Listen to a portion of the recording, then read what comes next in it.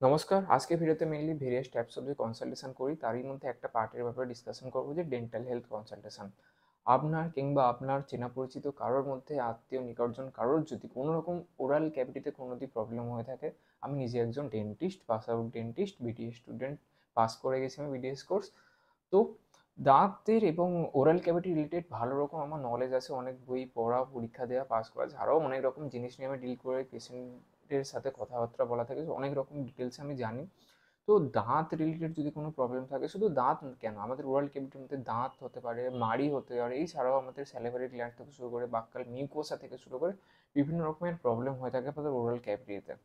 ঠিক আছে? তো আমাদের ড্রাইনেসও হতে পারে বিভিন্ন রকম কারণে। এখনকার দিনে ম্যাক্সিমাম যারা ডায়াবেটিসের পেশেন্ট থাকে তাদের কিন্তু মুখটা কিন্তু সবসময় একটু হালকা একটা শুকিয়ে যাওয়ার টেন্ডেন্সি থাকে। শুকিয়ে যাওয়ার জন্য একটা গ্যাস ফর্মের টেন্ডেন্সি থাকে। গ্যাস ফর্মের জন্য দাঁত আস্তে আস্তে ঘষে ঘষে ছোটো হয়ে যাওয়ার চান্স থাকে। যার জন্য ইজিলি মিষ্টি, ঠান্ডা কিছু খেলে সেনসিটিভিটির একটা চান্সেস থাকে।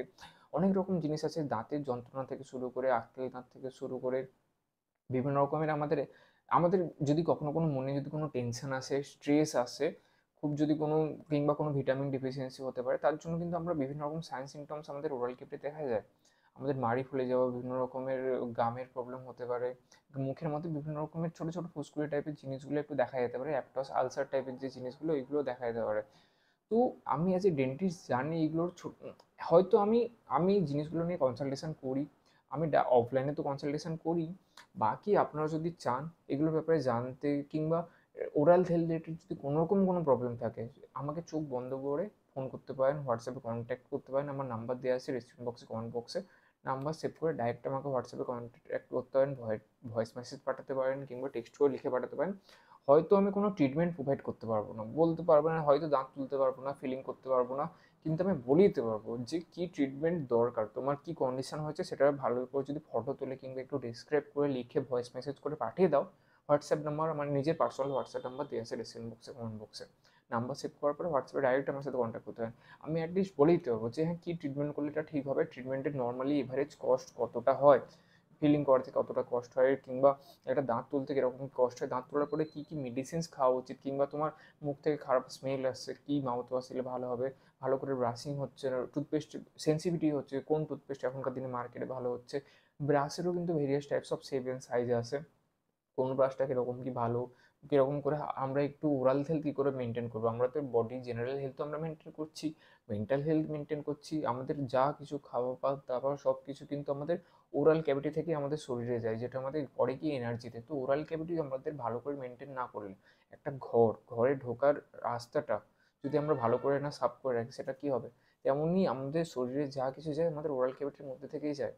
খাবার, এনার্জি, ফুড, যার থেকে আমরা পরে গিয়ে কাজ করতে পারি। ওরাল ক্যাভিটি থেকে পরিষ্কার না রাখলে পরবর্তীকালে অনেক প্রবলেম হয়। দাঁতের যন্ত্রণা কিন্তু খুব বিশাল পেন হয়। তো যন্ত্রণা হোক আর না হোক, ওরাল ক্যাভিটি, ওরাল হাইজিন কীভাবে মেনটেন করতে হয়, কিংবা যদি কোনো প্রবলেম হয়ে থাকে ওটার ব্যাপারে যদি জানতে চান, সলিউশন নিতে চান, বিভিন্ন রকমের ট্রিটমেন্টের কেমন কী কস্টের ব্যাপারে যদি জানতে চান, কোনো রকম যদি প্রবলেম হয়ে থাকে ওরাল হেলথ রিলেটেড, আমাদের দাঁত হোক, মাড়ি হোক, বাক্কাল মিউকোসা হোক, কোনো রকম যদি প্রবলেম হয়ে থাকে, একদম চোখ বন্ধ করে আমার হোয়াটসঅ্যাপ নাম্বার সেভ করে নিন। 7407464284 নাম্বার সেভ করার পরে হোয়াটসঅ্যাপে আমাকে ভয়েস মেসেজ নাহলে টেক্সট টাইপ করে যেভাবে পাঠাতে পারেন। অনলাইনে কনসালটেশন দিই, অফলাইনে কনসালটেশন নিই, ইনডেপথ যদি ইনফরমেশান ডাক্তার নেওয়ার থাকে আমার সাথে ভালো করে কনসালটেশন স্লট বুক করে খুবই মিনিমাম একটা প্রাইসে এসে কনসালটেশন দিই সেটা।